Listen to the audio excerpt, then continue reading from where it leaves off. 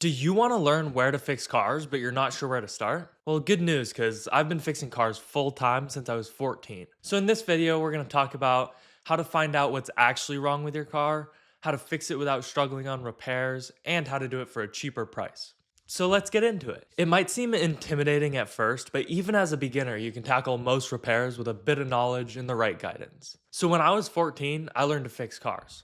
Honestly, it wasn't because I wanted to, but kind of because I had to. I spent all my money on my first car, a Mustang, but it had some problems and I couldn't afford to take it to a car shop since it cost over $1,000. By the way, as a general estimate, if a mechanic shop quotes you $1,000 to fix something, you can fix it yourself for $100 to $200 in about a half a day of work. That's when I decided to try and fix the issues myself. It needed an alternator, some spark plugs, a sensor, and an oil change. I knew this because the guy I bought it off had taken it to a shop that gave him a quote to do the work.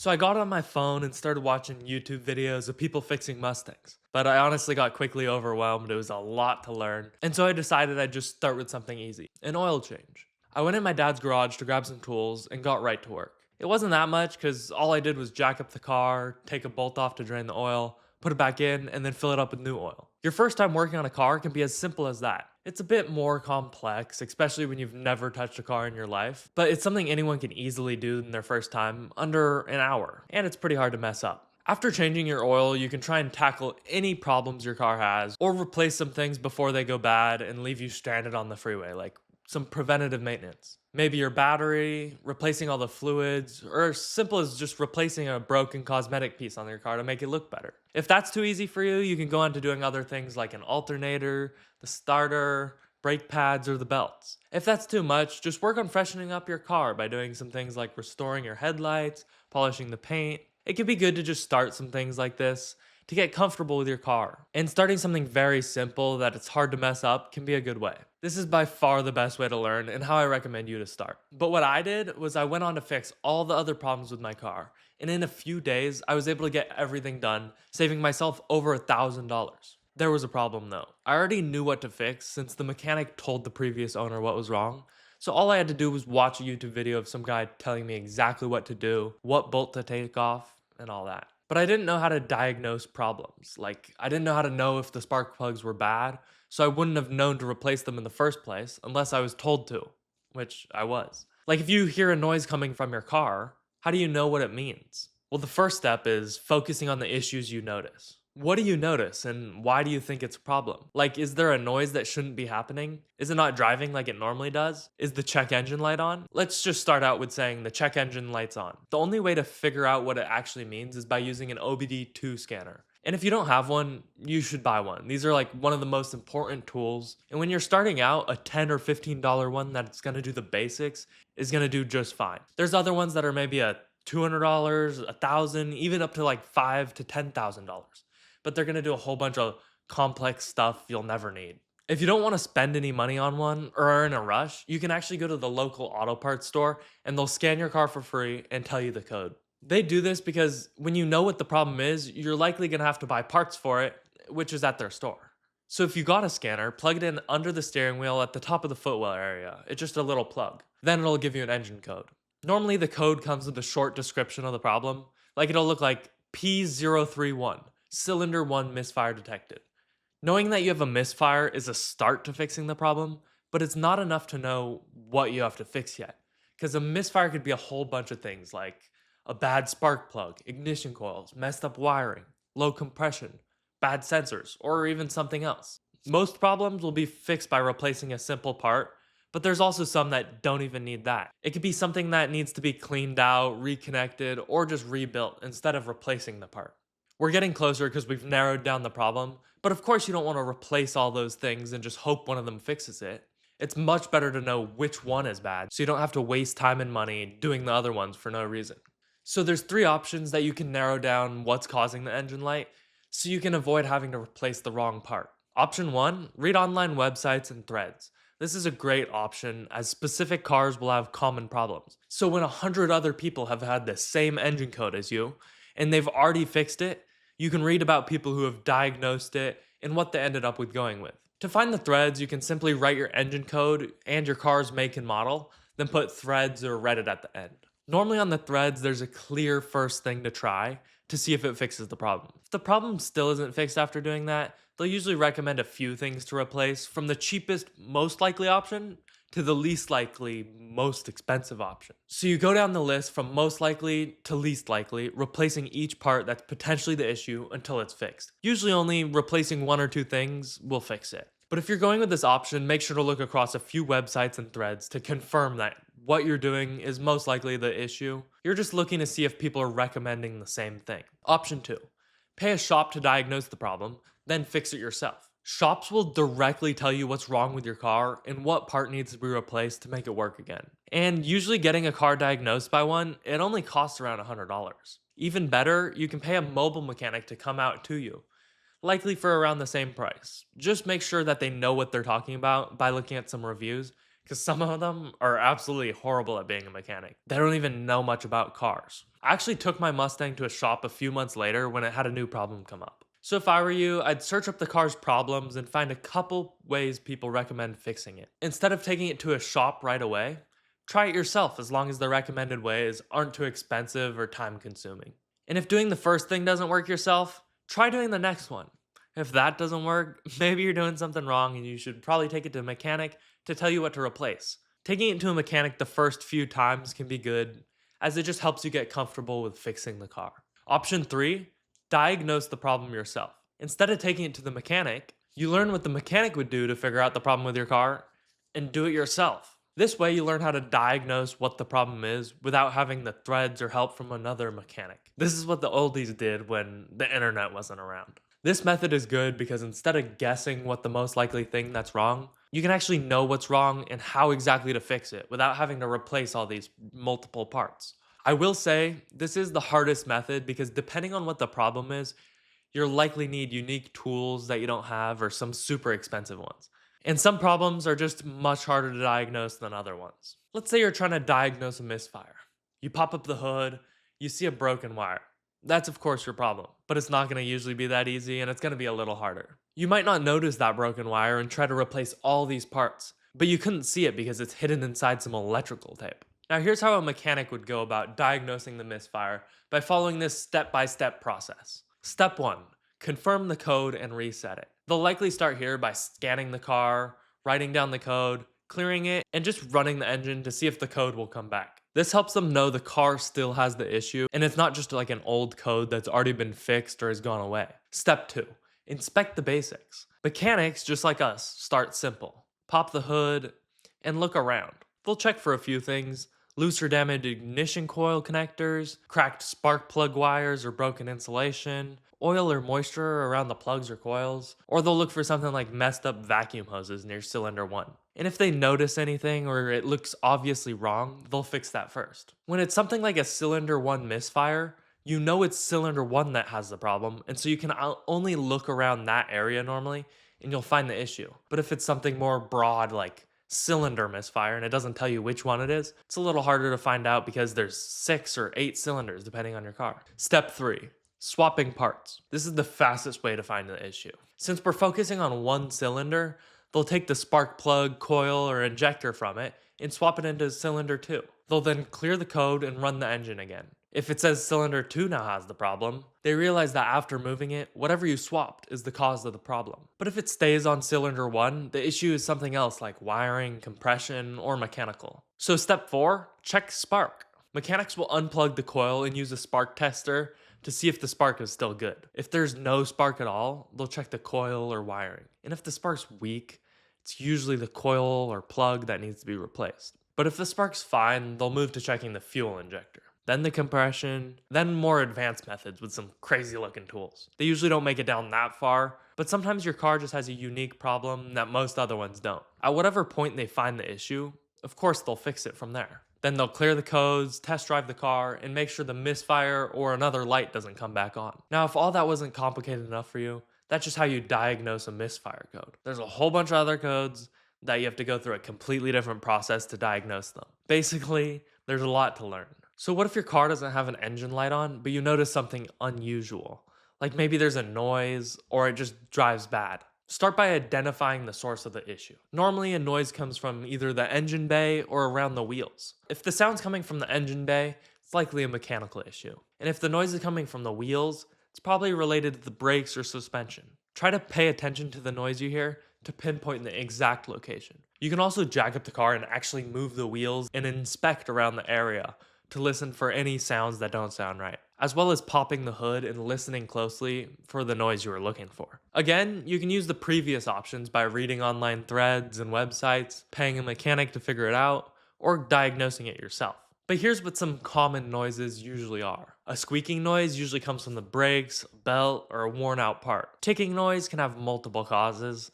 It might be as simple as needing more oil or as serious as needing a new engine. Grinding noises are often with brakes, transmissions, or bearings. While a hissing noise is usually a leak, specifically coolant or like vacuum hoses where there's a lot of pressure and is building up causing hissing noise. But leaking fluids are one of the most common problems. Almost every car I look at has some sort of leak, normally being coolant or oil. The good thing is, they're not the end of the world. As long as it's a slow leak, you could drive fine with it really forever and never have to fix it. If it's slow, just check it every so often and refill it until you get around to fixing it.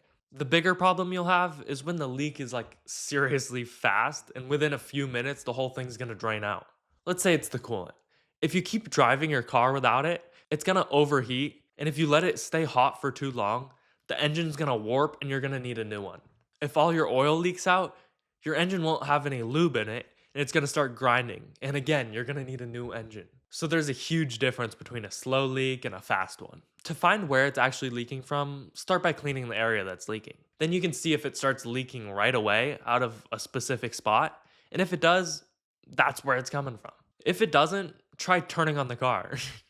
Not in that way, but it'll kind of heat up the car and start like pushing oils around, and hopefully it'll push it through that leak so you can see where it's coming from. But if it still doesn't, you can drive the car around for like 5 minutes until it gets extra hot. That'll usually like heat up the fluids or it'll heat up the coolant and build up some pressure in the system. If you still don't see the leak, it could be leaking from somewhere else and the area you cleaned was just like, it was dripping from up here and landed right there. So you clean this and you're like, it's not coming over here, but it still might be coming out up there. Or maybe it's just a really slow leak and you're gonna have to drive it around for a few days to even see it come back. If you still can't find it, you can often use a colored dye in most systems to show where it's coming from. It's pretty cool. All you do is add the dye and then wait for it to start leaking. Then you can watch the dye actually coming out of the exact area. Normally, leaks are caused by a bad gasket that's gonna need to be replaced, or a seal that's gotten brittle, a hose that's cracking, or a line that's rusted or broken. It can also be as simple as a clamp that you're gonna need to replace or just tighten. Okay, you've finally found whatever issue your car has, but how can you actually fix that issue? There's two ways. The first is finding detailed write-ups online or YouTube videos. Practically any problem your car has, there's a person who posted online how to fix it. You just follow their step-by-step in order guide and it's pretty easy. The second way is to look at the part that needs to be replaced, look at all the bolts you need to take off, and then take them off. A lot of the times you also might need to remove something else that's in the way to reach where you're trying to get, or just to reach the bolts to get it off. But to keep you on the right track so you don't mess anything up, here's 4 great tips. 1, never pull too hard, unless you're sure. But if something's not coming off, there might be a problem or a bolt you missed. I've definitely pulled on some parts trying to get them off, and I just completely forgot to remove a bolt. Or I was missing that maybe it had to be like twisted, or you had to get under it a certain way to get it off without breaking the parts inside. 2, be sure to torque everything correctly. I've thought I could get away with not torquing things before and I just get them right, and then I had to go back in and tighten it again. Nothing horrible has happened to me, but I've heard some pretty bad stories of others, since there's some serious things that can happen if you don't torque down bolts. While not torquing down your bolts and having them loose and coming out is pretty bad, it can also be pretty horrible if you over tighten them. You can strip the threads on the bolt or the threads inside the hole, and then you have to fix it, which is not fun at all. 3, don't give up. Keep trying, because the only way to fix it is by fixing it. 4, think of fixing cars as just taking bolts off and putting them back on. It's really as simple as that. But yeah, sometimes it'll seem a bit easier than it is, and then when you get to it, it takes a little more time than you really thought. And it's a given that you're gonna have to struggle sometimes to reach bolts or have a hard time loosening them. All of this is how to fix mechanical problems with your car, but what about the cosmetic ones? Well, most of them are much easier to fix. Like replacing an interior piece is usually just a few bolts and you're done. And if you're to replace a fender, that's a bit more work, but it's pretty simple. Then there's things like faded trim, where you just apply a coating to it and it looks brand new. Or replacing some seat covers that are ripped, restoring your faded headlights, or polishing your car. But there's a few things that are hard to repair, like repainting body panels. I hate doing that and I'm horrible at it. If you've never done it, I don't recommend learning. Things like this are worth paying for. Learning bodywork is easier, but it's still harder than simple cosmetic repairs. No matter what you're doing, once you've done quite a few repairs, you're gonna gain confidence to move on to harder tasks. And keep challenging yourself to do harder things. With enough time, you're gonna be able to repair anything. Then you can decide if it's worth it to do, or if you should just pay someone else to do it. Like replacing tires. I've done it once or twice, but you have to get like a huge pry bar and do all this stuff, when you could just go to a shop and pay them $25 and they got all the expensive tools, they could get it done really quick. And there's a lot of repairs like this where they use high-end tools that really don't cost much to do. You now know how to fix and find problems on your car, but you're gonna need the right tools to do the repairs. Many people go crazy at this point, spending thousands of dollars on every tool and get the best version. But that's not the right way to go about it. To start, you only need a basic mechanics tool set, a torque wrench, and either some ramps or a jack. You technically could even use the jack in your car, like the little emergency one. It's kind of annoying to deal with, and you might as well get a real one if you're going to be working on cars. Then when you're doing repairs, if you find out you need a specific tool that you don't already have, and it's not too expensive, just buy it. If it is expensive and you plan on using it many times, buy it. But avoid over-investing in tools you aren't going to need. For expensive or specialized tools, you can usually borrow them from a local auto shop, usually for free or a small fee. And if they don't have it, it can be worth taking your car to a shop so you don't have to pay $1,000 for a certain tool just to fix this one problem once. Over time, you're gonna build up your toolkit with tools you actually use, as opposed to just buying every single one of them, and half of them never get used. And the last tool you're gonna need is an online one. A Carfax. Let me tell you why, then I'll tell you where you can get one for free. I had a car that was in an accident by the previous owner, so it had like a wobbling sound coming from the front suspension, and I wasn't really sure which side it was coming from. It just sounded like it was in the front. So I ended up going through and replacing most of the suspension parts on the front end to fix it. To be fair, it was for my personal 370Z, and I already wanted to do that anyways so it could handle well. But if I would have gotten a Carfax for it, I would have known that the accident was on the front left side, meaning I would have only had to check there for the problem, and I wouldn't have had to worry about the front right side. Later on, when I got the Carfax, I realized exactly that. It'll also tell you the car's service records, mileage rollbacks, and so much more. If you want one, they're normally $45, but I'll send you one for free. There's a link in the description if you want one. So you have the right tools, but where do you find the parts, and how can you get them at a good price? Let's start with step 1, OEM versus aftermarket parts. These are your two options. OEM parts are original parts that the car came with. They're reliable and generally the best choice, but they're a bit more expensive. For more important parts you want to last long and work well, like starters, spark plug, ignition coils, and electronics, OEM is for sure the way to go. On the other hand, aftermarket parts are made by third-party companies. They're the most affordable, but they might not last as long. I use them for things like batteries, brake pads, hoses, fluids, and smaller parts like sensors or window motors. By thinking about each repair, you can decide which parts to use, balancing cost and quality. And I'd say as a general rule, if there's a refurbished OEM part for the same price as a new aftermarket one, I'd go with the OEM part every time. And step 2 is finding cheap parts. Finding affordable parts is pretty simple though. You can either look up the OEM part number and find the cheapest option, or you can search your car's model and the part name to find the aftermarket version. When you're buying aftermarket parts, always look at the reviews since they'll tell you if the part's reliable or maybe it's worth just paying a little bit extra for the OEM one. Some of the best sites to find parts are Rock Auto, eBay, Amazon, and carparts.com, but I'll generally just look them up on Google and click the link with the cheapest part. Most parts come with warranty and return options, so if you replace the part and it doesn't fix it, just take it back out and return it. You can also find used parts from junkyards or Facebook Marketplace part outs. Just search your car model and add part out at the end. While auto parts stores usually cost more than online, but if you need something the same day, it's definitely worth paying for the convenience. So let's break down exactly how I solved a problem that literally just recently happened to me. I was driving down the freeway and kid you not, my car just goes it felt like it almost exploded. So I slowed down and got off the freeway. But when I drove it into the neighborhood, it seemed fine. I couldn't even find an issue. Then when I took it on a main road, I realized it was revving higher than normal when I got it up to about 30 miles an hour. Here's where I knew the problem, but each problem can be diagnosed the same. What I would do if I didn't know what was wrong is I'd test the car in multiple conditions, like driving it fast and slow, taking it on corners. So when I stepped on the gas, it revved to the max and it wouldn't go above 40 miles an hour. My transmission had blew up. I only had first gear. But if you didn't know what was wrong, a simple Google search writing "my car isn't shifting past first gear," you'll quickly find out that the transmission is the problem. I knew fixing it would require taking the transmission out and putting in a new one, which is not a fun job and takes over 10 hours for an experienced person to do on this car. So I looked online to see what a transmission would cost, and a new one was going for $4,000, but I could find used ones for around $2,000. But I kept searching, and after some time, I found one in good condition for only $1,000. Then I called 3 shops and got quotes to replace the transmission. And it's always best to call a few shops, if not even more than 3, to get a general price of what it's going to cost. But most of the ones I called wouldn't use a used transmission, so they'd charge anywhere from $5,000 to $8,000 to put in a new one. That was way too much for me because I knew I could get it done for a lot cheaper, so I looked at replacing it myself. A guy on YouTube had the entire video on everything to do, and in the description he linked all the tools and everything you'd need to get it done. But I had a huge problem. I don't have a driveway to work on cars, and I was going on a trip. So I decided to keep calling shops as I didn't want to fix it myself. And the next one, I found a shop that would replace it with a used one.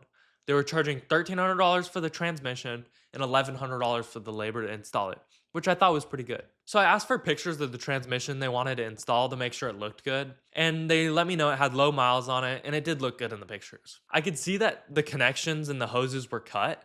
This is likely because they took it out of a junkyard car, so they just cut everything because it's the easiest way to get it out. Knowing this, I knew they likely only paid a few $100s for it, not $1,300. Now, of course, they want to make a profit on it, and they had to take it out of the car originally, but I knew they'd take a lower price. So after some talking, I convinced them to do the whole job for $2,000. I left my car there, went on my trip, and when I got back, it was all fixed up for me. It's all about finding what the best option is for you and doing it. And in this case, it wasn't really worth fixing myself. With all that, you're ready to start learning how to fix cars, but you should first learn how to be faster so you can get everything done in less time. So click this video to see all my tricks and how I use speed to make more money flipping cars. As always, I'm wishing you a lucky day.